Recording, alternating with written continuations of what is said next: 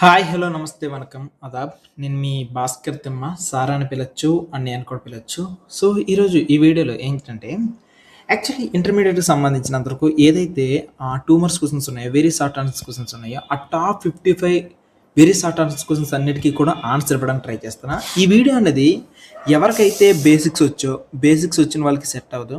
ఈ వీడియో అనేది ఎవరికైతే నేను ఆల్రెడీ ఈ క్వెషన్స్ అన్నీ చదివేశాను, నాకు ఇవన్నీ వచ్చు, ఫాస్ట్‌గా రివిజన్ చేద్దాం అనుకున్న వాళ్ళకి కూడా సెట్ అవుద్ది. ఇది ఎవరి కోసం అంటే, ఎవరైతే ఇప్పటి వరకు కొన్ని బేసిక్స్ రావో, ఎవరికైతే అసలు ఫిజిక్స్‌లో నిజంగా బట్టి పట్టుకుంటూ వెళ్తున్నారో, అలాంటి వాళ్ళందరికీ కూడాను సపోర్ట్ చేస్తుంది. సో, నేను ఈ వీడియో మొత్తంలో కూడాను మీకు లాజిక్ ఎక్స్‌ప్లెయిన్ చేస్తా.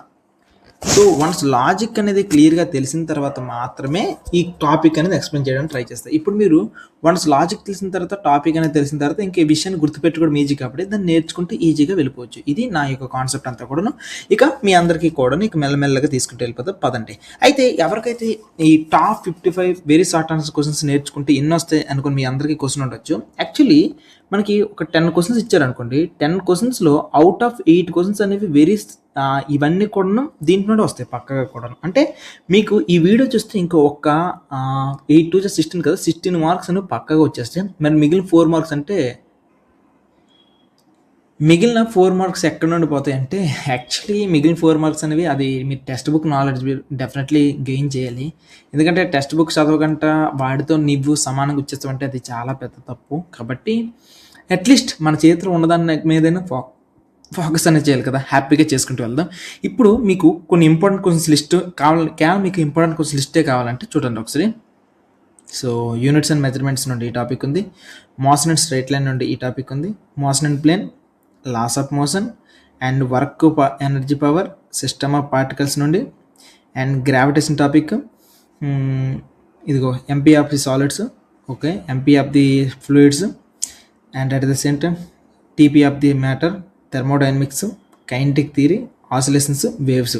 వీటితో పాటుగా మీ అందరికీ కూడాను కొన్ని సమ్స్ ఇస్తాడు అనమాట. సమ్స్ కూడాను మీరు నేర్చేసుకుంటే మీకు ఇంకా క్లారిటీగా వచ్చేస్తుంది అనమాట. అప్పటి వరకు సెట్ అయిపోద్ది. ఇది టాపిక్ సంబంధించిన మెయిన్ విషయాలన్నీ కూడాను. ఇక మనం మెల్లగా ఈ విషయాలన్నీ నేర్చుకుంటూ వెళ్తాం. యూనిట్స్ అండ్ మెజర్మెంట్స్లో నుండి ఫస్ట్ క్వశ్చన్ చూద్దాము. ఫండమెంటల్ యూనిట్స్కి at the same time derived యూనిట్స్కి ఈ రెండింటికి డిఫరెన్స్ ఏంటని అడుగుతారు. సో, ముందుగా ఈ కాన్సెప్ట్ రావాలన్నా, లేదంటే మీ అందరికీ డిఫరెంట్ యూనిట్స్ ఉంటాయి. డిఫరెంట్ యూనిట్స్ ఉన్నప్పటికీ కూడా వాటికి ఎందుకు సేమ్ ఫిజికల్ క్వాంటిటీ ఉంటుంది అంటే, ఫిజికల్ క్వాంటిటీ అంటే ఏంటో మీకు ఇక్కడ తెలియాలి. లేదంటే అసలు యాంగిల్ మెజర్ చేయడానికి ఫండమెంటల్ ఫిజికల్ యూనిట్స్లో ప్లేన్ యాంగిల్, సాలిడ్ యాంగిల్ ఎలా యూజ్ చేస్తారో అంటే ఇక్కడ మీకు తెలియాలి ఇది అసలు ఈ రెండు దేని కిందకి వస్తుంది. Okay, at the same time నువ్వు ఇంకొద్ది ముందుకెళ్తే డైమెన్షన్స్ అడుగుతున్నాడు, డైమెన్షన్ ఫార్ములాస్ అడుగుతున్నాడు. సో, ఇక్కడ ఇదొక ఫిజికల్ క్వాంటిటీ ఇచ్చాడు, దీనికి సంబంధించి ఈ మాట ఇచ్చాడు. సో, ఇక్కడ నీకు అబ్జర్వ్ చేస్తే ఎవరికైతే ఈ కాన్సెప్ట్ అనేది సరిగ్గా రాకపోయిన వాళ్ళందరికీ కూడా పిచ్చిగా ఉంటుంది. అందుకే నేను ఏం చేస్తానంటే ఫస్ట్ కాన్సెప్ట్ చెప్పేస్తా. వన్స్ కాన్సెప్ట్ అర్థమైపోతే ఫండమెంటల్ యూనిట్స్కి డెరైవ్డ్ యూనిట్స్కి తేడా అంతా కూడా అర్థమైపోద్ది, వెళ్ళిపోద్ది. సో, యూనిట్స్ అండ్ మెజర్మెంట్స్ అనే లెసన్లో మనం ఎక్కువగా మెజర్మెంట్స్ గురించి ఆలోచిస్తాం, అంటే ఎలా మెజర్ చేయాలి అనేది. అండ్ యూనిట్స్ అనేవి ఏంటంటే యూనిట్స్ అనేవి మనకు పెద్ద క్వశ్చన్ వస్తుంది. ఒక మాట చెప్పండి, మీరు టైంని మెజర్ చేయాలంటే దేంట్లో మెజర్ చేస్తారు? అయితే హవర్స్లోనో లేకపోతే మినిట్స్లోనో, అంతే కదా. ఇప్పుడు నువ్వు ఎంత దూరం వెళ్ళావు అంటే నువ్వేం చెప్తావు? ఎన్ని కిలోమీటర్లు వెళ్ళావని చెప్తావు, లేకపోతే మీటర్స్లో వెళ్ళావని చెప్తావు. లేదంటే నీ దగ్గర ఒక మాస్ ఉంది, మాస్ ఎంత ఉంది అంటే నా దగ్గర ఇన్ని కేజీలు ఉంది, లేకపోతే ఇన్ని గ్రామ్స్ ఉంది అనుకుని చెప్తావు కదా. సో, ఇలా నువ్వు ఎంత వెయిట్ ఉన్నావురా అనుకుని అడిగితే ఇన్ని గ్రామ్స్ ఉన్నాను, ఇన్ని కేజీలు ఉన్నాను అనుకుని అడుగుతావు. అట్ ద సేమ్ టైం ఇది ఎంత డబ్బులు ఉన్నాయంటే ₹2, ₹500, సో 500 రూపీస్ అనుకోండి. నువ్వు ఇక్కడ ప్రతిసారి అబ్జర్వ్ చేస్తే నువ్వు టైం అన్నప్పుడు మినిట్స్ లేదా హవర్స్లో వాడుతున్నావు, లెంత్ అన్నప్పుడు మీటర్స్ లేదా కిలోమీటర్స్లో వాడుతున్నావు, వెయిట్ అడిగేటప్పుడు గ్రామ్స్ లేదా కేజీలు వాడుతున్నావు, ఆఖరి కరెన్సీ వాడేటప్పుడు రూపీస్ లేదా రూపీస్లో వాడుతున్నావు. అంటే ఇవన్నిటిని కూడా ఏమంటామంటే యూనిట్స్ అంటాం. సో, ఇక్కడ నీకు అబ్జర్వ్ చేస్తే ఏముంటుంది, ఒక నెంబర్ ఉంటుంది, న్యూమరికల్ వాల్యూ పక్కన ఒక యూనిట్ ఉంటుంది. ఇది సంబంధించి నువ్వు అర్థం చేసుకోవాల్సిన ముఖ్యమైన విషయం. ఓకేనా, ఒక నెంబర్ ఉంటుంది, నెంబర్ పక్కన నీకు ఒక యూనిట్ అన్నది ఉంటుంది. ఇప్పుడు నీకు యూనిట్ అంటే ఏంటో చిన్నగా తేడా వచ్చింది అనమాట. హవర్స్ కానీ, మీటర్స్ కానీ, గ్రామ్స్, కేజీ కానీ, లేకపోతే రూపీస్ కానీ, వీటన్నిటిని కూడా యూనిట్స్ అంటారు. కానీ ఇక్కడ మీరు క్వశ్చన్ అబ్జర్వ్ చేస్తే ఏమని అడుగుతారు తెలుసా? Fundamental units. కొన్ని యూనిట్స్ అంటే ఫండమెంటల్గా ఉంటాయి, ఇంకొన్ని యూనిట్స్ అంటే డెరైవ్డ్గా ఉంటాయి. సో, కొన్ని యూనిట్స్ ఫండమెంటల్గా ఉంటాయి, కొన్ని యూనిట్స్ డెరైవ్డ్గా ఉంటాయి. మనం ఇంకా టాపిక్కి ఇంకా కొద్దిగా వెళ్దాం. సో, మనకి ఏవి ఫండమెంటల్ యూనిట్ అని తెలియడానికన్నా ముందు ఫిజికల్ క్వాంటిటీ అంటే ఏంటో తెలియాలి. మనం దేన్నైతే మెజర్ చేయగలమో వాటిని ఫిజికల్ క్వాంటిటీ అంటాం. ఫర్ ఎగ్జాంపుల్ చూడండి, నేను ఎంత టైం అయిందంటే 5 సెకండ్స్ అయిందంటాం. సో 5 అనే నెంబర్ ఉంది, సెకండ్స్ అనేది ఉంది. ఎంత వెయిట్ ఉందంటే 50 గ్రామ్స్ ఉందని చెప్పాను. ఒక నెంబర్ ఉంది, దాని తర్వాత గ్రామ్స్ ఉంది. ఇక నుంచి ఈ నెంబర్స్ నేను ఏమంటామంటే మ్యాగ్నిట్యూడ్ అంటాం. మ్యాగ్నిట్యూడ్ అంటే నెంబర్ అనుకోండి. లెంత్ ఎంత అంటే 5 మీటర్స్. సో 5 అంటే మీటర్స్ అంట. అంటే ఫిజికల్ క్వాంటిటీ అంటే వేటినైతే మనం మెజర్ చేయగలమో వాటన్నిటిని కూడా ఫిజికల్ క్వాంటిటీస్ అంటాం. ఇంకొక మాటలో చెప్పాలంటే ఏ యూనిట్స్ని అయితే మనం మెజర్ చేయగలమో ఆ క్వాంటిటీస్ అన్నిటిని కూడాను ఫిజికల్ క్వాంటిటీ అంటాం. సో ఫస్ట్ పాయింట్ అంటే వీటిని ఫిజికల్ క్వాంటిటీ అంటే డెఫినెట్లీ కూడా వాటిని నువ్వు మెజర్ చేయగలగాలి. ఇది మొదటి పాయింట్. అయితే ఇప్పుడు ఇమీడియట్గా వచ్చే క్వశ్చన్, అనియా ఇప్పుడు నాకు నీ మీద చాలా ఇష్టం, నువ్వంటే నాకు చాలా ఇష్టం, నువ్వంటే నాకు లవ్ అనుకుని అన్నావు అనుకో. ఇప్పుడు ఈ లవ్ అనేది ఎంత ఉంది నువ్వు మెజర్ చేయగలవా? నా దగ్గర 5 కేజీల లవ్ ఉంది, 6 కేజీల లవ్ ఉంది, దాన్ని మెజర్ చేయగలవా? దీన్ని మెజర్ చేయలేవు. సో నా మీద ప్రేమ ఉందనుకొని చెప్తున్నావు కానీ మెజర్ చేయలేవు. కాబట్టి వాటిని నువ్వు మెజర్ చేయలేకపోతున్నావు కదా. లవ్ కానీ, కోపం కానీ, ద్వేషం కానీ ఇవన్నీ కూడా మెజర్ చేయలేకపోతున్నావు. కాబట్టి అది ఫిజికల్ క్వాంటిటీ కాదు. కాబట్టి నీకు అర్థం కావాల్సింది ఏంటంటే ఫిజికల్ క్వాంటిటీ అయితే దేన్నైతే మనం మెజర్ చేయగలమో, ఇంకొక మాటలో చెప్పాలంటే ఏ యూనిట్స్ని అయితే మనం నీట్గా మెజర్ చేయగలమో వాటన్నిటిని కూడా ఫిజికల్ క్వాంటిటీ అంటాం. ఓకే. ఇప్పుడు మీకు ఒక క్లారిటీ వచ్చింది. ఫిజికల్ క్వాంటిటీ అంటే దానికి ఒక పక్కన మ్యాగ్నిట్యూడ్ ఉంటుంది, ఆ పక్కన యూనిట్ ఉంటుంది. వేటినైతే మెజర్ చేస్తే వాటిని. అయితే ఇప్పుడు ఇమ్మీడియట్‌గా వచ్చే క్వెషన్, ఇక్కడ రూ. 5, రూ. 500 అన్నాను కదా. ఇక్కడ కూడా నెంబర్ ఉంది, ఇక్కడ కూడా రూపీస్ ఉంది కదా. సో ఇక్కడ కూడా ఒక నెంబర్ మ్యాగ్నిట్యూడ్ ఉంది, ఇక్కడ కూడా రూపీస్ అంటే యూనిట్స్ ఉంది కదా. ఇది ఇప్పుడు ఫిజికల్ క్వాంటిటీ అవుతదా అంటే ఇక్కడ కాదు. ఎందుకంటే ఏదైతే ఫిజిక్స్ సంబంధించిన లాస్‌ని ఒబే చేస్తుందో, ఫిజిక్స్ సంబంధించిన లాస్, సో ఫిజిక్స్ సంబంధించిన లాస్ అన్నిటిని అంటే గ్రావిటేషన్ లా, లేకపోతే ఇంకేదైనా గ్రావిటేషన్ లా, లేకపోతే థెర్మోడైనమిక్స్ లా, ఇలా ఏవైతే లాస్ అన్నిటిని కూడా ఒబే చేయగలుగుతుందో వాటిని నువ్వేమంటావు అంటే ఫిజికల్ క్వాంటిటీ అంటావు. ఇప్పుడు రూపీస్ ఉంది, రూపీస్ని ఏ రకంగా ఏ ఫిజిక్స్ కిందకి నువ్వు తీసుకురాగలవు? ఫిజిక్స్ కిందకి అది అసలు వర్కౌట్ అవుతుందా? వర్కౌట్ అవ్వదు. కాబట్టి అది ఫిజికల్ క్వాంటిటీ కాదు. అయితే నాకు తెలిసి మీ అందరికీ ఫిజికల్ క్వాంటిటీస్ అంటే ఏంటో తెలిసిపోయింది అనమాట. నెంబర్ ఉంటుంది, నెంబర్ పక్కన యూనిట్స్ ఉంటుంది. సో 5 మీటర్స్, 6 మీటర్స్ ఇలా అనుకుని అంటాం కదా. ఇలాంటివన్నిటిని కూడా ఫిజికల్ క్వాంటిటీ అంటాం. అయితే ఇక్కడ క్వశ్చన్ ఏం పెడుతుంది చూడండి, why do we have different units? ఎందుకు మనం డిఫరెన్స్ ఉంటాయి? సేమ్ ఫిజికల్ క్వాంటిటీకి ఎందుకు డిఫరెంట్ యూనిట్స్ ఉంటాయి? ఫర్ ఎగ్జాంపుల్ చూడండి, నేను లెంత్ అనే దాన్ని తీసుకున్నాను. లెంత్ అనే ఫిజికల్ క్వాంటిటీకి నాకు ఏంటి, నాకు కిలోమీటర్స్ తీసుకోవచ్చు, మీటర్స్ తీసుకోవచ్చు, సెంటీమీటర్స్ తీసుకోవచ్చు, మిల్లీమీటర్స్ తీసుకోవచ్చు. నేను ఒకటే ఫిజికల్ క్వాంటిటీకి ఇన్ని రకాలు తీసుకోవడానికి చాయిస్ వచ్చింది. ఫర్ ఎగ్జాంపుల్ మాస్ అనే దాన్ని తీసుకుంటే, ఈ మాస్ అనే దానికి కొలవడానికి ఎన్ని ఫిజికల్ క్వాంటిటీస్ తీసుకున్నాను అంటే కేజీ అనే యూనిట్ అని తీసుకోవచ్చు, గ్రామ్స్ అయిన ఫిజికల్ క్వాంటిటీ అని తీసుకోవచ్చు, మిల్లీగ్రామ్స్ అని తీసుకోవచ్చు. కాబట్టి ఇక్కడ ఏంటంటే దీని యొక్క ఆన్సర్ ఏంటంటే నీకు ఒకటే ఫిజికల్ క్వాంటిటీకి డిఫరెంట్ రేంజ్ ఆఫ్ మ్యాగ్నిట్యూడ్స్ ఉంటాయి. మ్యాగ్నిట్యూడ్స్ అంటే దాని యొక్క విలువలు అనేవి చాలా చిన్నగా వీటిగా మారిపోతుంటాయి. ఫర్ ఎగ్జాంపుల్ కేజీ అని అనుకో ఒకటి అంటావు, ఓకేనా. అదే గ్రామ్స్లో తీసుకుంటే నువ్వు 1000 గ్రామ్స్ అంటావు. అదే మిల్లీగ్రామ్స్లో తీసుకున్నావు అంటే 0.1. సో ఎప్పుడైతే నీకు 0.1 సో 0.1 అనుకుని అన్నప్పుడు నీకు మిల్లీగ్రామ్స్ వచ్చింది. ఎప్పుడైతే 1000 గ్రామ్స్ లోపల నువ్వు ఏదైతే వాడో వీటన్ని గ్రామ్స్లో వాడతావు. అంతకంటే మించి వెళ్ళిన వందంటే 2.5 కేజీ, 3.5 కేజీ ఇలా వెళ్ళిపోతాం. అంటే నీకు వాల్యూ అనేది ఏదైతే మ్యాగ్నిట్యూడ్ వాల్యూ చిన్నగా వెళ్ళిందో అప్పుడు నువ్వు మిల్లీగ్రామ్స్ వాడతాం. మీడియం కొంటే గ్రామ్స్, అంతకంటే పెద్దగా వెళ్ళిపోయింది అనుకో మ్యాగ్నిట్యూడ్ వాల్యూ కేజీ వాడతాం. అందుకే ఇక్కడ ఏమని చెప్తున్నాడు సింపుల్గా ఒకటంటే వైడ్ రేంజ్ ఆఫ్ మ్యాగ్నిట్యూడ్స్ బట్టి ఇక్కడ ఫిజికల్ క్వాంటిటీస్ అనేవి ఎక్కువగా ఉండడానికి చాయిస్ అంతా వచ్చింది. అయితే మన క్వశ్చన్ మొత్తానికి ఈ క్వశ్చన్ అయితే సాల్వ్ చేస్తాం. ఇంకొక క్వశ్చన్కి వెళ్దాం. ఫండమెంటల్ యూనిట్స్, డెరైవ్డ్ యూనిట్స్ అనుకుని అంటుంది. అంటే యూనిట్స్లోనే 2 టైప్స్గా తీసుకుంటారు. ఇప్పుడు దీని యొక్క అర్థం ఏంటి చెక్ చేద్దాం. దీన్ని అర్థం చేసుకోవాలంటే మనకి కొద్దిగా ముందుకు వెళ్దాం. మనందరికీ ఫిజికల్ క్వాంటిటీస్ అంటే ఏంటో తెలిసింది. సమ్ నెంబర్ ఉంటుంది, ఆ నెంబర్ పక్కన యూనిట్స్ అనేవి ఉంటాయి. సో ఏవైతే మనం ఫిజికల్గా మెజర్ చేయగలుగుతున్న ప్రతి యూనిట్స్ని కూడా ఏమంటామంటే ఫిజికల్ క్వాంటిటీ అంటాం కదా.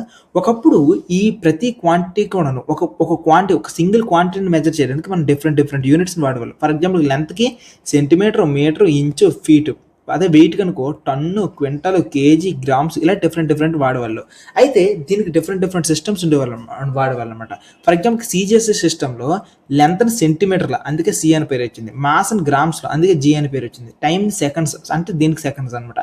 ఈ రకంగా డిఫరెంట్ పేర్లు వచ్చాయి. ఫర్ ఎగ్జాంపుల్ ఎంకేఎస్ సిస్టంలో లెంత్ని మీటర్లో మెజర్ చేసేవాళ్ళు, మాస్ని కేజీల్లో మెజర్ చేసేవాళ్ళు, అండ్ సెకండ్ని టైంని సెకండ్లో మెజర్ చేసేవాళ్ళు. అందుకే దీనికి ఎస్ఎస్. ఓకేనా. ఇప్పుడు మీ అందరికి ఒక పాయింట్ అర్థమవుతుంది. అంటే ఒకటే దాన్ని లెంత్ అనే దాన్ని కానీ వెయిట్ అనే కానీ దాన్ని తీసుకుంటే డిఫరెంట్గా మెజర్ చేస్తారు అనే విషయం మీకు అర్థమైంది కదా. ఇప్పుడు మీకు అసలైన విషయం ఏంటంటే కొంతకాలం అయిపోయిన తర్వాత టెక్నాలజీ బాగా డెవలప్ అయిన తర్వాత అందరూ అనుకున్నది ఏంటంటే అరే ఇలా కాదురా, ప్రపంచం మొత్తం కూడా ఒక సింగిల్ సిస్టమ్ ఫాలో అయితే బాగుంటుంది. ఫర్ ఎగ్జాంపుల్కి నాకు సెంటీమీటర్ అంటే అర్థమైపోతుంది, పక్క దేశం వాడికి సెంటీమీటర్ అర్థం కాదు కదా. నాకు కేజీ అంటే ఏంటి అర్థమవుతుంది, కానీ పక్క దేశం వాడికి పౌండ్ అనే సిస్టంలో ఎఫ్పిఎస్ అర్థం కాదు కదా. అందుకే ప్రపంచం మొత్తం కూడా ఒకటే ప్లాన్ చేసుకుంటాం అనుకుని సిస్టమ్ ఆఫ్ ఇంటర్నేషనల్ ద్వారా ఏం చేస్తారంటే, ఇప్పుడు లెంత్ని మెజర్ చేయాలంటే దేంట్లో మెజర్ చేస్తారు, మీటర్. మాస్ని మెజర్ చేయాలంటే కేజీల్లోనే, టైంని మెజర్ చేయాలంటే సెకండ్లోనే. ఇలాగనమాట వీడు కొన్ని సిచ్యువేషన్స్ తీసుకుని వచ్చాడు. సో కొన్నిటిని ఫిక్స్ చేశాడు. ఆ రకంగా ఫిక్స్ చేసినప్పుడు మనకి ఏం తెలిసిందంటే ఎస్ఐ యూనిట్స్ అనేవి వచ్చాయి. సో ఈ ఎస్ఐ యూనిట్స్ ప్రకారంగా నువ్వు చెక్ చేసుకుంటూ వెళ్తే ఫస్ట్ ఏమంటే ఒక 7 ఫండమెంటల్ అంటాం. ఓకేనా, ఒక 7 అనేది ఫండమెంటల్. సో వీటిని గురించి మనం తెలుసుకున్నాం అనుకో, వీటిని యూజ్ చేసుకుని ప్రపంచంలో ఉన్నటువంటి ఏ క్వాంటిటీ అయినా పుట్టించవచ్చు. అర్థమవుతుందా? ఎస్ఐ యూనిట్స్ అనేవి కోకొల్లలు. సో యూనిట్స్ అనేవి కోకొల్లలు. ఫర్ ఎగ్జాంపుల్ ఫోర్సు, ఇంపల్సు, లేకపోతే ఇంపల్స్, మూమెంటమ్, ఇలా డిఫరెంట్ ఇవన్నీ ఉన్నాయి. సో ఇలాంటి వాటన్నిటికీ కూడా నువ్వు యూనిట్స్ రాయాలంటే నువ్వు అర్థం చేసుకో. సో వాటన్నిటికీ కూడా యూనిట్స్ రాయాలంటే ఒక 7 గురించి తెలుసుకున్నావు అనుకో, మిగిలిన యూనిట్స్ అన్ని కూడా క్రియేట్ అయిపోతాయి అనమాట. ఫర్ ఎగ్జాంపుల్కి లెంత్ ఉందనుకో మీటర్గా తీసుకుంటావు, మాస్ని కిలోగ్రామ్గా, టైంని సెకండ్గా, టెంపరేచర్ని కెల్విన్గా, ఎలక్ట్రిక్ కరెంట్ని యాంపియర్గా, లూమినస్ ఇంటెన్సిటీ అంటే లైట్కి సంబంధించిన దాన్ని క్యాండిల్గా, అమౌంట్ ఆఫ్ సబ్స్టెన్స్ని మోల్గా తీసుకుంటాం. సో మోల్ అంటే ఏంటంటే మనము కెమిస్ట్రీలో నేర్చుకుంటాం మోల్ కాన్సెప్ట్ అనేది, మాలిక్యూల్, మోల్స్, యాటమ్స్ అనేది అక్కడ నేర్చుకుంటాం. సో నేను ఏం చెప్తున్నానంటే ఈ 7 తెలిసిపోయి అనుకో, నీకు ప్రపంచంలో ఉన్నటువంటి ప్రతి యూనిట్ని కూడా కనిపెట్టచ్చు. కాబట్టి ఫండమెంటల్ యూనిట్స్ అను primary units. Okay, SI units చెప్పాను కదా, ఎస్ఐ యూనిట్స్లో ప్రతి దానికి కూడా ప్రపంచం మొత్తానికి ఒకటే పేరు పెడతారు. ఫర్ ఎగ్జాంపుల్కి లెంత్ అనుకో మీటర్లో మెజర్ చేయాలి, మాస్ని కిలోగ్రామ్ని మెజర్ చేయాలి, టైంని సెకండ్స్లో మెజర్ చేయాలి, టెంపరేచర్ని కెల్విన్లో మెజర్ చేయాలి. ఇలా ఏటైతే ఫస్ట్ 7 నేర్చుకున్నామో వీటి 7 యూజ్ చేసుకుని మిగిలిన ఎస్ఐ యూనిట్స్ అన్నింటిని కనిపెడతాం డెరైవ్డ్. ఫర్ ఎగ్జాంపుల్కి నేను ఏరియా అనుకుని రావాలనుకున్నాను అనుకో, ఈ ఏరియా అనే ఫార్ములా నాకు రావాలి, దీనికి సంబంధించిన యూనిట్స్ ఏంటి అనుకుని తెలియాలంటే ఏరియాకి ఫార్ములా ఏంటి, లెంత్ ఇంటూ బ్రెడ్త్. ఎప్పుడైతే లెంత్ ఇంటూ బ్రెడ్త్ ఉందో దీనికి సంబంధించిన ఫార్ములా నాకు కావాలి కదా. దీనికి సంబంధించిన ఫార్ములా ఏంటంటే లెంత్ని ఎస్ఐ యూనిట్స్లో దేంట్లో మెజర్ చేస్తున్నారు, మీటర్. లెంత్ని మీటర్లోనే మెజర్ చేస్తారు. లెంత్ని మీటర్లో మెజర్ చేస్తే మరి బ్రెడ్త్ని దేంట్లో మెజర్ చేస్తారు, దాన్ని మీటరే. కాబట్టి metre into metre, metre square. So ఇప్పుడు ఏరియాకి సంబంధించిన ఎస్ఐ యూనిట్ అంటే మీటర్ స్క్వేర్. అసలు మీటర్ స్క్వేర్ అనేది ఎలా పుట్టింది, ఒకటే ఫండమెంటల్ యూనిట్స్ నుండి పుట్టింది. సో లెంత్ అనే ఒక దానికి సంబంధించిన యూనిట్ తెలిస్తే దాని నుండి పుట్టించాం. ఫర్ ఎగ్జాంపుల్ వాల్యూమ్ తీసుకున్నాం అనుకో, వాల్యూమ్ ఫార్ములా ఏంటి, length into breadth into height. అంతే కదా. లెంత్ని దేంట్లో మెజర్ చేస్తారు, మీటర్స్. బ్రెడ్త్ని దేంట్లో మెజర్ చేస్తారు, metres. At the same time హైట్ని దేంట్లో మెజర్ చేస్తారు, హైట్ని కూడా దేంట్లో మెజర్ చేస్తారు అంటే దాన్ని కూడా మీటర్స్ మెజర్ చేస్తారు. కాబట్టి metre into metre into metre ఏమి వచ్చింది, మీటర్ క్యూబ్. కాబట్టి వాల్యూమ్కి సంబంధించిన ఎస్ఐ యూనిట్ ఏంటి, మీటర్ క్యూబ్. అసలు మీటర్ క్యూబ్ అనేది ఎలా పుట్టింది, నాకు ఎప్పుడైతే లెంత్కి సంబంధించిన ఒక ఫండమెంటల్ యూనిట్ తెలిసిందో దాన్ని యూజ్ చేసుకుని ఒక దాన్ని డెరైవ్ చేసుకున్నా. డెరైవ్ అంటే మళ్ళీ పుట్టించడం. ఫర్ ఎగ్జాంపుల్కి డెన్సిటీ ఫార్ములా ఏంటి, mass by volume. So mass by volume కదా. మాస్ని దేంట్లో మెజర్ చేస్తారు, ఎస్ఐ యూనిట్లో ఏంటి, మాస్ని కిలోగ్రామ్ అంటారు. ఓకే, వాల్యూమ్ని ఏమంటారు, మీటర్ క్యూబ్ అనమాట. So kg metre cube. So నాకు ఎప్పుడైతే ఫండమెంటల్ యూనిట్స్ తెలిసో వాటి నుండి యూజ్ చేసుకుని నేను కేజీని కేజీ మీటర్ క్యూబ్ అనే దాన్ని తీసుకున్నాను. సో కింద m⁻³ ఉందనుక దాన్ని పైకి తీసుకుని వస్తే m⁻³ ఎందుకంటే ఇక్కడ +3 ఉంది కదా, +3 కాస్త పైకి వస్తే -3 అయింది. నెక్స్ట్ వెలాసిటీ అంటే ఏంటి, డిస్టెన్స్ బై టైం అనుకో. లేకపోతే స్పీడ్ అంటే ఏంటి, డిస్టెన్స్ బై టైం అనుకో. డిస్టెన్స్ అంటే లెంత్ కదా, లెంత్ని ఫండమెంటల్ యూనిట్ ప్రకారంగా మీటర్గా తీసుకోవచ్చు. ఓకే, మీటర్గా తీసుకున్నా. అండ్ కింద టైంని దేంట్లో తీసుకుని వెళ్ళచ్చు, టైంని ఎస్ఐ యూనిట్స్లో ఫండమెంటల్లో చూసుకుంటే సెకండ్ అనమాట. సో సెకండ్, కాబట్టి మీటర్ పర్ సెకండ్ అనొచ్చు, మీటర్ పర్ సెకండ్ ఇన్వర్స్ అనొచ్చు. ఇప్పుడు మీకు కాన్సెప్ట్ అర్థమైంది. ఎప్పుడైతే నీకు ఫండమెంటల్ యూనిట్స్ తెలుస్తాయో వాటిని యూజ్ చేసుకుని నువ్వు ఎలాంటి డెరైవ్డ్ క్వాంటిటీ ఏదైనా, సో నువ్వు ఎలాస్టిక్ కావాలన్నా, యాక్సిలరేషన్ ఫార్ములా కావాలన్నా, మూమెంటం కావాలన్నా, వర్క్ కావాలన్నా, పవర్ కావాలన్నా, ఎనర్జీ కావాలన్నా, ఫోర్స్కి కావాలన్నా, సో నువ్వు దేనికి కావాల్సిన వాటన్నిటికీ కూడా నువ్వు తయారు చేసుకుంటూ వెళ్ళొచ్చు. ఆ లెక్కను చూస్తే ఇప్పుడు మీకు ఫండమెంటల్ యూనిట్స్కి అండ్ డెరైవ్డ్ యూనిట్స్కి మీకు తేడా కావాలి. కాబట్టి తేడా చెప్తాను, చాలా జాగ్రత్తగా వినండి. మొట్టమొదటి పాయింట్, సో ఫండమెంటల్ యూనిట్స్ అనేవి, సో ఏవైతే యూనిట్స్ అనేవి ఫండమెంటల్ క్వాంటిటీస్, ఓకేనా, ఏవైతే యూనిట్స్ అనేవి ఫండమెంటల్ క్వాంటిటీస్ వాటిని ఏమంటామంటే ఫండమెంటల్ యూనిట్స్ అంటాం. ఫర్ ఎగ్జాంపుల్కి మీటర్ కానీ, కేజీ కానీ, లేకపోతే సెకండ్ కానీ కరెంట్ని యాంపియర్స్లో మెజర్ చేస్తారు, టెంపరేచర్ని కెల్విన్లో మెజర్ చేస్తారు. ఇవన్నీ కూడా ఫండమెంటల్ యూనిట్స్. ఓకే, ఈ ఫండమెంటల్ యూనిట్స్ని యూజ్ చేసుకొని ఇవి ఫండమెంటల్ క్వాంటిటీస్. సో వీటిని ఏమంటామంటే ఫండమెంటల్ క్వాంటిటీస్ అనుకో. సో ఏవైతే ఫండమెంటల్ క్వాంటిటీస్ని యూజ్ చేసుకున్న ఉన్న యూనిట్స్ ఉంటాయో వాటిని ఏమంటామంటే ఫండమెంటల్ యూనిట్స్ అంట. అదే డెరైవ్డ్ యూనిట్స్ అంటే ఏంటి, సో ఏవైతే డెరైవ్డ్ క్వాంటిటీస్ నుండి పుట్టాయో వాటన్నిటిని కూడా డెరైవ్డ్ యూనిట్స్ అంటాం. సో డెరైవ్డ్ క్వాంటిటీస్ నుండి పుట్టినవి డెరైవ్డ్ యూనిట్స్ అంటాం. ఇప్పుడు మీకు వచ్చిన మాట ఏంటంటే ఇక్కడ క్వాంటిటీస్ అంటే ఏంటి అనుకుని ఇమీడియట్గా క్వశ్చన్ వస్తుంది చూడండి. మీకు ఇక్కడ ఫిజికల్ క్వాంటిటీ అంటే అర్థం ఏంటి, 5 సెకండ్. ఎప్పుడైతే 5 సెకండ్ అన్నానో, ఎప్పుడైతే మీకు 5 సెకండ్ అన్నానో, 5 సెకండ్ అనేది ఒక క్వాంటిటీ. ఏంటి, ఈ 5 సెకండ్ అనే క్వాంటిటీలో నెంబర్ ఉంటుంది, అట్ ద సేమ్ టైం పక్కన యూనిట్ ఉంటుంది అనమాట. So at the same time ఇక్కడ ఫండమెంటల్ క్వాంటిటీ కూడా అంటే ఫర్ ఎగ్జాంపుల్కి 5 కేజీ అన్నాను అనుకో, ఫర్ ఎగ్జాంపుల్కి 5 కేజీ అన్నాను. ఎప్పుడైతే 5 కేజీ అన్నానో ఇది ఒక ఫండమెంటల్ క్వాంటిటీ. ఎందుకు 5 అనేది ఒక number, at the same time పక్కన యూనిట్ ఉంది. సో నెంబర్ ఉండి పక్కన క్వాంటిటీ ఉంటుంది, దాన్ని పక్కన యూనిట్ ఉంటుంది, దాన్ని ఫిజికల్ క్వాంటిటీ అంటాం. సో ఈ ఫిజికల్ క్వాంటిటీలో ఏదైతే కేజీ ఉందో అది ఫండమెంటల్. కాబట్టి ఏవైతే ఫండమెంటల్ క్వాంటిటీస్ని యూజ్ చేసుకున్న వాటిని ఉంటాయో వాటి నుండి పుట్టినవి ఏంటంటే ఫండమెంటల్ యూనిట్స్ అనమాట. Units of fundamentals. So fundamental quantities యొక్క యూనిట్స్ని ఫండమెంటల్ యూనిట్స్ అంటాం. ఇక్కడ డెరైవ్డ్ క్వాంటిటీస్ యొక్క యూనిట్స్ని మనం డెరైవ్డ్ యూనిట్స్ అంటాం. సో మీటర్ స్క్వేర్ అంటే ఏరియాది, మీటర్ పర్ సెకండ్ అంటే వెలాసిటీ కానీ స్పీడ్ కానీ, లేకపోతే న్యూటన్ అది ఫోర్స్కి సంబంధించింది అనమాట. సో ఫండమెంటల్ యూనిట్స్ ఎన్ని ఉన్నాయి, టోటల్గా 7 ఉన్నాయి. At the same time derived units ఎన్ని ఉన్నాయి, నీ ఇష్టం. సో చాలా వరకు సుమారు ఒక 120 వరకు ఉంటాయి. ఇది తేడా అంతా కూడా. ఇప్పుడు నెక్స్ట్ టాపిక్ చూడండి. What are the 2 fundamental quantities used to measure angle. Angle measure చేయడానికి 2 ఫండమెంటల్ క్వాంటిటీస్ ఉన్నాయి, ఇవి ఏంటి అనుకుని అడుగుతున్నాడు. మీరు ఇక్కడ టాపిక్ని మీరు అబ్జర్వ్ చేస్తే నేను ఎస్ఐ యూనిట్స్ని టోటల్గా 3 కేటగిరీస్గా డివైడ్ చేస్తాను. ఏవైతే ఫండమెంటల్ క్వాంటిటీస్కి సంబంధించిన యూనిట్స్ ఉంటాయో వాటిని ఫండమెంటల్ యూనిట్స్ అన్నాం. ఏదైతే డెరైవ్డ్ క్వాంటిటీకి సంబంధించిన యూనిట్స్ ఉన్నాయో వాటిని డెరైవ్డ్ యూనిట్స్ అన్నాం. కానీ ఎక్స్ట్రాగా ఇదే ఎస్ఐ యూనిట్స్లో కొన్ని సప్లిమెంటరీ కూడా ఒక 2 యూనిట్స్ ఉన్నాయి. ఏంటి ఆ సప్లిమెంటరీకి సంబంధించిన 2 యూనిట్స్, దానికి సంబంధించి కూడా చెప్తాను. సో మీకు ఇక్కడ నేనేం చెప్తున్నానంటే ఎస్ఐ యూనిట్స్లో ఇంకొన్ని యాంగిల్స్, కొన్ని యూనిట్స్ ఉన్నాయి. ఫండమెంటల్ యూనిట్స్ అన్నాము, డెరైవ్డ్ యూనిట్స్ అన్నాము కదా. ఇంకొక ఇదే ఫండమెంటల్ యూనిట్స్లో సప్లిమెంటరీ ఇంకొక ఎక్స్ట్రా 2 యూనిట్స్ ఉన్నాయి. ఈ యాంగిల్స్ని మనం దేనికోసం యూజ్ చేస్తాం ఎక్కువగా అంటే ఈ సప్లిమెంటరీ యాంగిల్స్ అన్నింటినీ కూడా, సప్లిమెంటరీ యూనిట్స్ అన్నింటినీ కూడా దేనికోసం వాడతామంటే వీటన్నిటినీ కూడాను మనకు సంబంధించిన ఓకేనా, వీటన్నిటినీ కూడాను దేనికి వాడతామంటే ఏదైతే యాంగిల్స్ ఉన్నాయో యాంగిల్స్ని మెజర్ చేయడానికి యూజ్ చేస్తాం. సో యాంగిల్స్ 2 టైప్స్ ఉంటాయి. ఒకటి ఏంటంటే plane angle. So plane angle అంటే ఏంటన్నా ఒక మాటలో చెప్పండి అనుకుని అంటారు. ఇంకొకటి 3D యాంగిల్. 3D యాంగిల్ అంటే ఏంటన్నా ఇది కూడా అడుగుతారు. సో రెండింటిని చెప్తాను చూడండి. సో 3D యాంగిల్కి ఇంకొక పేరు ఏంటంటే సాలిడ్ యాంగిల్ కూడా అంటారు. ఏంటి అసలు కొద్దిగా పేర్లు చెప్పిండి నీట్గా ఇదంతా మాకు అవసరం లేదు అని అనిపిస్తే సరే కొద్దిగా వెయిట్ చేయండి. చూడండి, ఇది ఒక పేపర్ కదా. పేపర్లో నువ్వు రెండు లైన్లు గీయవు. నీకు నచ్చిన ఏదైనా 2 లైన్స్ గీసి దీని మధ్య ఏం యాంగిల్స్ ఉంది చూడు, ఎక్కడొక యాంగిల్, ఎక్కడొక యాంగిల్, ఎక్కడొక యాంగిల్, ఎక్కడొక యాంగిల్. సో ప్లేన్ యాంగిల్ అనేది ఒక 2D యాంగిల్ కాబట్టి 2D యాంగిల్ ఒక 2 లైన్స్ మీద గీసిన ప్రతి యాంగిల్ని కూడా మనం ఏమంటాం అంటే ప్లేన్ యాంగిల్ అంటాం. సో దీన్ని ఎక్కువ నువ్వు గ్రాఫ్లో చూస్తుంటావు. గ్రాఫ్లో చూడు, నువ్వు ఈ 2 లైన్స్ గీసిన, ఈ 2 పాయింట్స్ గీసిన, ఈ 2 మధ్య కూడా ఉన్నావు. మరి 3D యాంగిల్ లేదా సాలిడ్ యాంగిల్ అంది కదా, దీనికి సంబంధించింది ఏంటి అంటే నేను ఒక డయాగ్రామ్ ఇస్తాను, ఎవరు నవ్వకండి. నవ్వారనుకోండి మీకు ఆ ఫ్యూచర్లో పెళ్ళి అవ్వదు, సరేనా. సో ఇక్కడ చూసుకుంటే ఈ 3Dకి సంబంధించిన ఆబ్జెక్ట్కి సంబంధించిన యాంగిల్ నువ్వు ఏమనొచ్చు, సాలిడ్ యాంగిల్ అనొచ్చు. ఇంకొక మాటలో ఇంకొక డీటెయిల్గా చెప్పాలంటే నువ్వు ఒక స్పీడ్ తీసుకో. ఇక్కడ స్పీడ్ దగ్గర స్పీడ్ అంటే ఏంటి, చిన్న బాల్ని తీసుకొని బాల్ లోపల చిన్న మొక్క తీసుకో. దీన్ని ఈ పాయింట్ నుండి చెక్ చేసుకో. ఎప్పుడైతే ఒక బాల్ అనేది దాన్ని తీసుకొని ఆ బాల్లోని చిన్న మొక్కను తీసుకొని ఇక్కడ నువ్వు యాంగిల్ ట్రై చేయి. సో ఇక్కడ నుండి ఒకటే లైన్ వస్తుంది, ఇక్కడ నుండి ఒకటి వస్తుంది. అట్ ద సేమ్ టైం నువ్వు లోపల నుండి ఈ లైన్ కూడా వస్తుంది కదా. ఇప్పుడు చూడు 3D లోపల నుండి చిన్న లైన్స్ చేసుకుని వెళ్తే ఇక్కడ నీకు ఏదైతే యాంగిల్ ఫామ్ అవుతుందో దీన్ని నువ్వు ఏమంటావంటే సాలిడ్ యాంగిల్ అంటావు, లేకపోతే 3D యాంగిల్ అంటావు. కాబట్టి సాలిడ్ యాంగిల్. ఇంకొకటి కోన్ ఐస్ క్రీమ్ తీసుకో. కోన్ ఐస్ క్రీమ్ తీసుకునేటప్పుడు నీకు ఎలాగ ఉంటుంది, సో కోన్ ఐస్ క్రీమ్ కదా. ఈ కోన్ ఐస్ క్రీమ్లో చుట్టూ రౌండ్గా ఉంటుంది కదా. ఈ రౌండ్ లోపల ఏదైతే యాంగిల్ ఫామ్ అవుతుందో ఈ యాంగిల్ అన్నింటినీ కూడా ఏమంటామంటే సాలిడ్ యాంగిల్స్ అంటాం. నాకు తెలిసి ఇంతకంటే డీటెయిల్గా ఇంకెవరు చెప్పరు అనమాట. సో నేను చెప్పేసాను నీకు. ప్లేన్ యాంగిల్ అంటే నీ పేపర్ మీద నీకు నచ్చిన లైన్స్, ఏ లైన్స్ గీసుకో, ఈ లైన్స్ ఏదైనా సరే. ఇదంతా నీకు మొత్తం 3D ఆబ్జెక్ట్స్ అనమాట. సో ఇది ఇక్కడ బొమ్మ ఇచ్చాను చూడండి. సో ఈ బొమ్మలో చూస్తే ఇది జస్ట్ సర్కిల్ లోపల నీకు ఏ రెండింటి మధ్య ఇది రేడియస్ మధ్య, కానీ ఇది చూడండి 3D యాంగిల్ అనమాట. సో 3D యాంగిల్లో చూస్తే ఈ రెండింటి మధ్య ఏదైతే యాంగిల్ ఉందో ఇది ఆ యాంగిల్ అనమాట. ఓకేనా, డన్. అర్థమైందా సిచ్యువేషన్ అంతా? సో ఇక్కడ సర్కిల్ ఉంది కదా, ఈ సర్కిల్ లోపల ఏదైతే యాంగిల్ ఫామ్ అవుతుందో ఈ యాంగిల్ని ఏమంటామంటే సింపుల్గా that is the situation, 3D picture. So ఇదొక బాల్ అనుకుంటే బాల్ లోపల ఈ మిడిల్ లోపల నుండి చూసుకో. సో పైకి ఇక్కడ ఏదైతే యాంగిల్ ఫామ్ అవుతుందో ఈ యాంగిల్ మనం ఏమంటామంటే సాలిడ్ యాంగిల్ అంటాం. So this is the situation.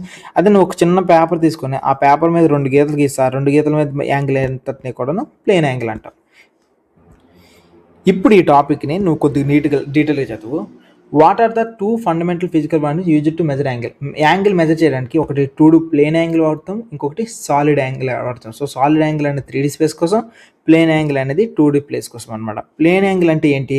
ఒక 2 ఇంటర్సెక్టింగ్ లైన్స్, ఇదొక లైన్ ఇదొక లైన్, ఈ రెండు ఇంటర్సెక్ట్ అయినప్పుడు ఏదైతే యాంగిల్ ఫామ్ 2 ఇంటర్సెక్టింగ్ లైన్స్ మీద ఫామ్ అయిన యాంగిల్ ఏమంటామంటే ప్లేన్ యాంగిల్ అని అంటాం. ఓకే, ఇక్కడ వరకు ఇది అయిపోయింది కదా. ఈజ్ నెక్స్ట్ క్వశ్చన్ చూడండి. Dimensions of A physical quantity అనుకున్నాడు. ఒకసారి దీని ఒక అర్థం అనేది చెక్ చేద్దాం చూడండి.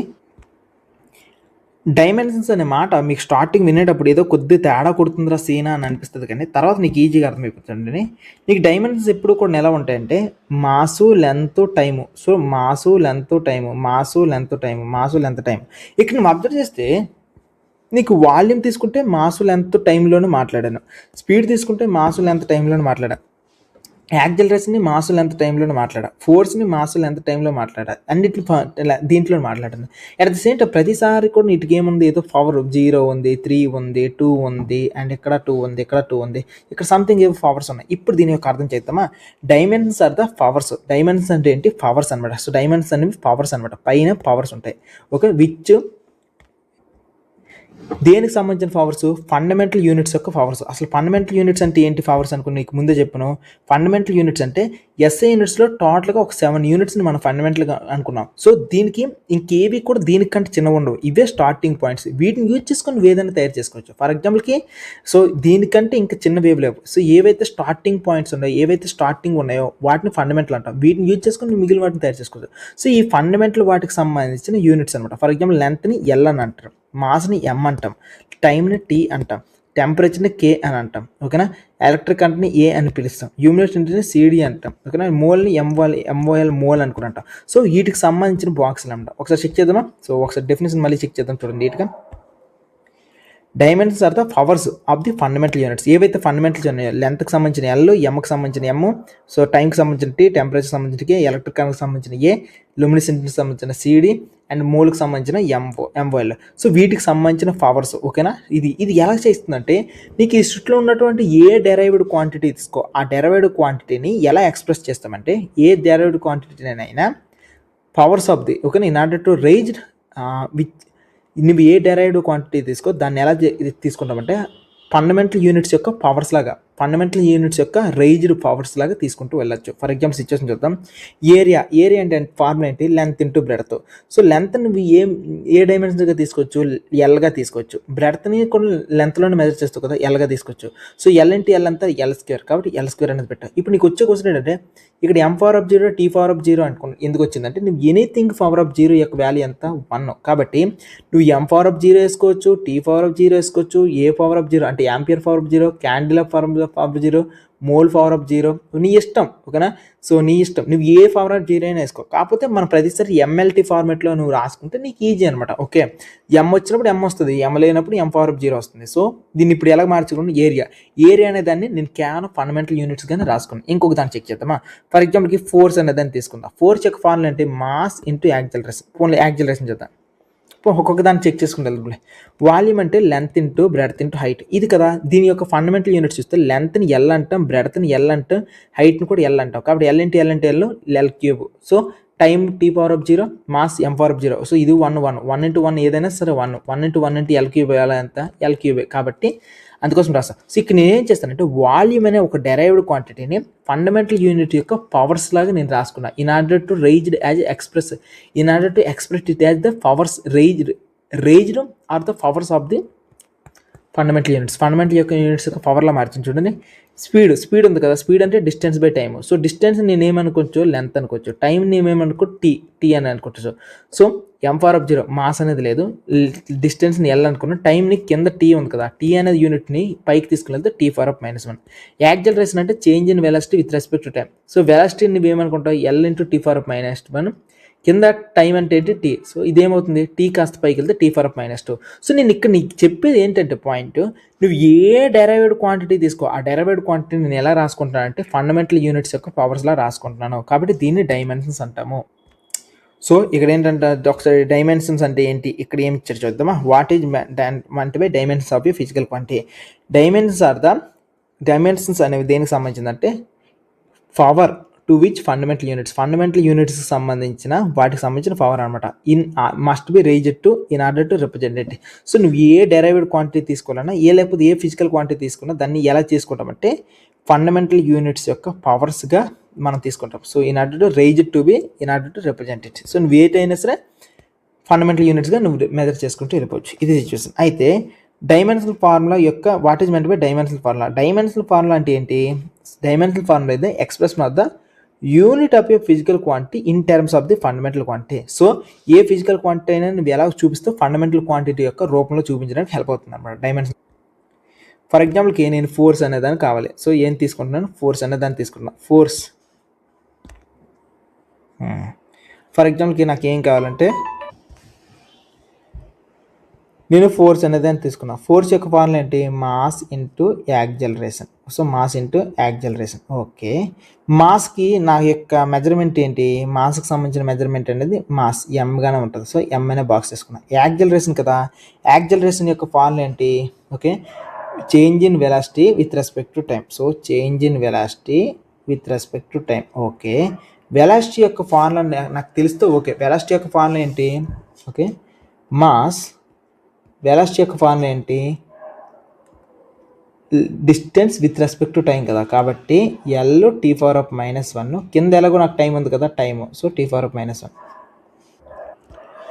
ఒకసారి చూడండి లింక్ అనేది ఎలా ఉంటుంది చూడండి. ఫర్ ఎగ్జాంపుల్కి నేను వెలాసిటీ అంటే ఏంటంటే డిస్ప్లేస్మెంట్ టైం కదా. డిస్ప్లేస్మెంట్ నేను ఏమంటాము? Length. At the same time నేను దేనిగా తీసుకుంటాను? టైం టీగానే తీసుకుంటాను. సో నేను దేన్ని వెలాసిటీ కాస్త ఫండమెంటల్ యూనిట్స్ యొక్క పవర్స్లో రాసుకున్నాను, ఎల్ఓటీగా. ఓకే, ఇప్పుడు యాక్సలరేషన్ అంటే ఏంటి? Length by time. ఓకేనా, change in velocity with respect to time కాబట్టి ఎల్ దీన్ని నేను కాస్త టీ పవర్ ఆఫ్ -1గా రాసుకోవచ్చు కదా. So L T power of -1 అనే బాక్స్గా రాసుకున్నాం. ఓకే, ఇప్పుడు దీన్ని ఇక్కడ రాసుకుంటా. చేంజ్ ఇన్ వెలాసిటీ అంటే ఏంటి? వెలాసిటీ యొక్క formula L T power of -1. కింద ఏముంది? టైం అనేది. టైం కాస్త మీదకి వెళ్ళింది అనుకో, ఎల్ టీ పవర్ ఆఫ్ -1, ఇంకొకటి టీ పవర్ ఆఫ్ -1. అప్పుడు ఏమవుతుంది? Tea power of -2. సో నేను ఈ యాక్సలరేషన్ అనేది నాకు లెంత్ టైం అనుకున్న ఫండమెంటల్ యూనిట్స్ యొక్క పవర్స్గా రాసుకున్నాను. ఇప్పుడు నాకు ఇక్కడ యాక్సలరేషన్ ఫార్ములా కావాలి. నాకు మాస్ యొక్క ఫార్ములా ఏంటి? మాస్ అంటే ఎమ్.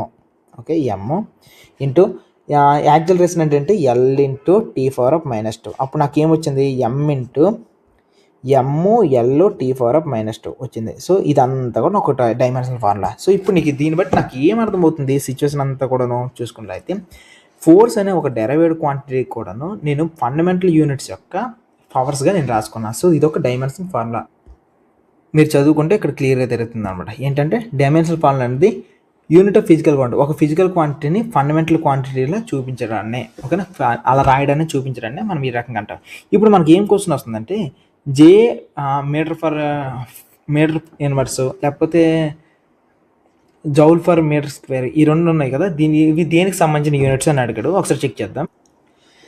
ఇక్కడ ఇంకో క్వశ్చన్ ఉంది, write the physical quantity that have joule per metre and joule per metre square. దీని యొక్క అర్థం ఏంటంటే ఇప్పుడు సర్ఫేస్ టెన్షన్ ఉందనుకో. ఫర్ ఎగ్జాంపుల్ సర్ఫేస్ టెన్షన్ యొక్క ఫార్ములా ఏంటి చెక్ చేద్దామా. ఇప్పుడు సర్ఫేస్ టెన్షన్ ఉందనుకో, సర్ఫేస్ టెన్షన్ యొక్క ఫార్ములా ఏంటంటే ఫోర్స్ అపాన్ సమ్ లెంత్, ఏదైనా ఒక ఫోర్స్ అపాన్ లెంత్ అనేది దాన్ని చేస్తే నీకు యూజ్ చేస్తుంది అనమాట.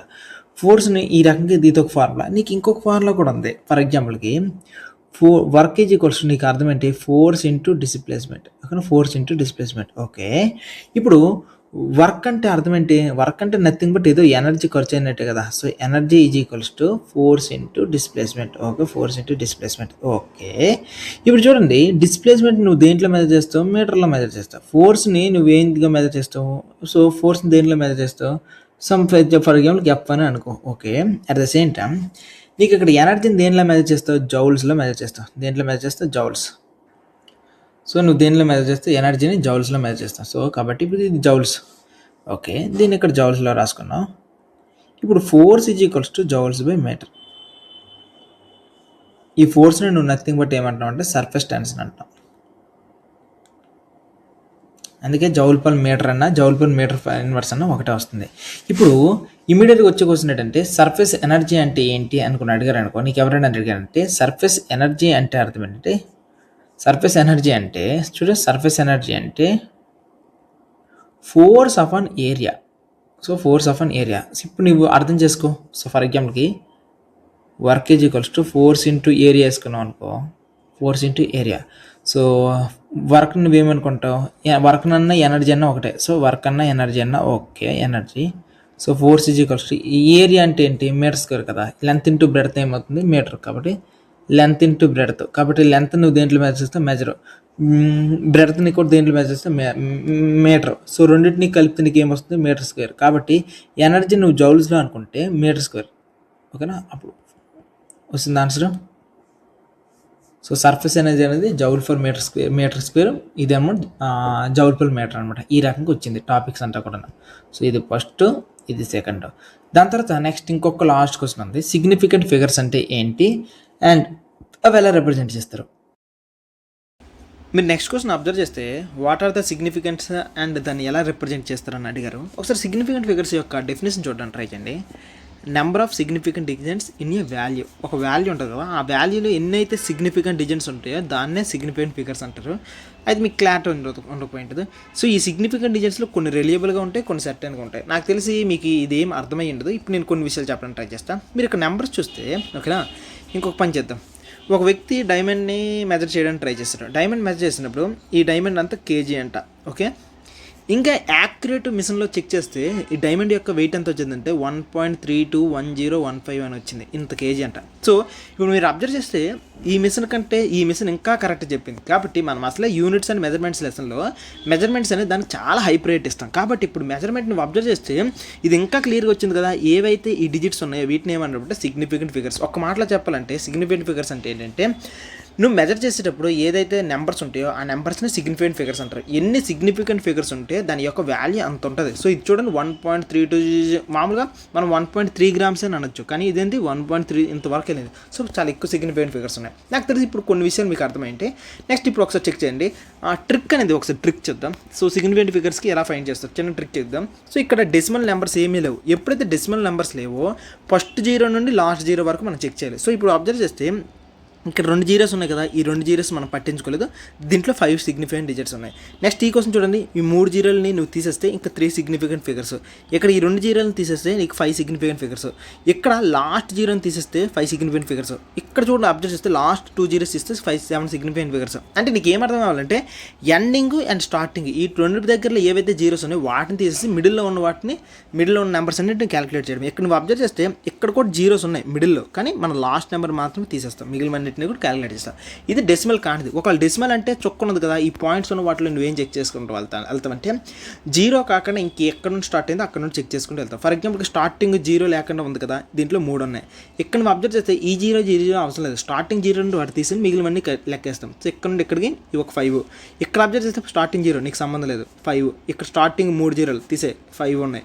స్టార్టింగ్ ఇక్కడ స్టార్టింగ్ ఏం లేవు కదా. ఇప్పుడు చూస్తే ఇవి 4, ఇవి 2, 6. సో నీకు ఎండింగ్ జీరోస్ ఉండొచ్చు, కానీ స్టార్టింగ్ మాత్రం 8% ఉండొచ్చు. ఇది టెక్నిక్. సో నీకు ఇక్కడ అబ్జర్వ్ చేస్తే ఒక నెంబర్కి సంబంధించి ఎన్ని సిగ్నిఫికెంట్ ఫిగర్స్ ఉంటాయి అనే విషయం నువ్వు నేర్చుకున్నావు. సో ఇప్పుడు నీకు ఈ రకంగా చూస్తే నీకు ఎన్ని సిగ్నిఫికెంట్ ఫిగర్స్, ఫస్ట్కి లాస్ట్కి జీరోలు లేవు, కాబట్టి 1 2 3 4 5 6 7 సిగ్నిఫికెంట్ ఫిగర్స్. ఎక్కడైనా ఉన్నాయి, ఓన్లీ ఒక సిగ్నిఫికెంట్ ఫిగర్ మాత్రమే ఉంది.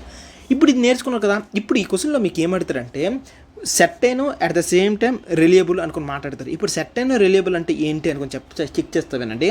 నువ్వు ఫుడ్ తినకపోతే చచ్చిపోతావు, ఎలా లేదని తినాలి. కానీ ఫ్రూట్స్ అనేవి ఎడిషనల్ అనమాట, నువ్వు తినొచ్చు తినకపోవచ్చు నీదే చాయిస్. ఏదైతే ఫుడ్ తినడానికి ఉండదో దీన్ని ఏమంటామంటే సెర్టైన్ అంటే. అట్ ద సేమ్ టైం నువ్వు ఒక నెంబర్ తీసుకుంటే 122 అనేది మేజర్ నెంబర్. 122 అనేది పెద్ద నెంబరే, కానీ 0.3 అనేది పెద్ద నెంబర్ ఏం కాదు. కాబట్టి ఏదైతే 122 ఉందో ఈ నెంబర్ నువ్వేం చేస్తావు, సెర్టైన్ నెంబర్ అంటావు. కానీ ఈ పక్కన 0.3 0.4 0.5 ఇవన్నీ చిన్న నెంబర్స్ కదా, ఇలాంటి వాటిని అన్సెర్టైన్ అనొచ్చు, ఇంకేదైనా అనొచ్చు. ఓకేనా. సో ఇప్పుడు నీకు చెప్పిన టాపిక్ ప్రకారంగా ఒకసారి డెఫినేషన్ చెక్ చేసుకుంటూ వెళ్దామా. Significant figures are the number of significant digits in a value. ఒక వాల్యూ తీసుకుంటే ఆ వాల్యూలో ఎన్ని సిగ్నిఫికెంట్ డిజిట్స్ ఉంటాయి అనుకున్నాడు. ఓకేనా. అవి ఆ సిగ్నిఫికెంట్ డిజిట్స్ కూడా ఎలా ఉండాలి, రిలయబుల్గాను అండ్ సెర్టైన్గా ఉండాలి. ఓకేనా. అవి కూడా ఎలా ఉండాలి, రిలయబుల్గా సెర్టైన్గాను ఉండాలి. సో ఇవి దీనివల్ల మనకి ఏమొస్తుందంటే ప్రెసిషన్. ఒక మెజర్మెంట్ నువ్వు చేసేటప్పుడు చాలా యాక్యురేట్గా ఉండడానికి హెల్ప్ చేస్తుంది. ఇంతటితో యూనిట్స్ అండ్ మెజర్మెంట్స్ అనే లెసన్ అనేది అయిపోయింది. ఇప్పుడు నెక్స్ట్ లెసన్కి వెళ్ళిపోతాం. సో ఈసారి ఏంటంటే మోషన్ ఇన్ స్ట్రైట్ లైన్ అనే లెసన్ని చెప్పేసుకుంటూ వెళ్ళిపోతాం.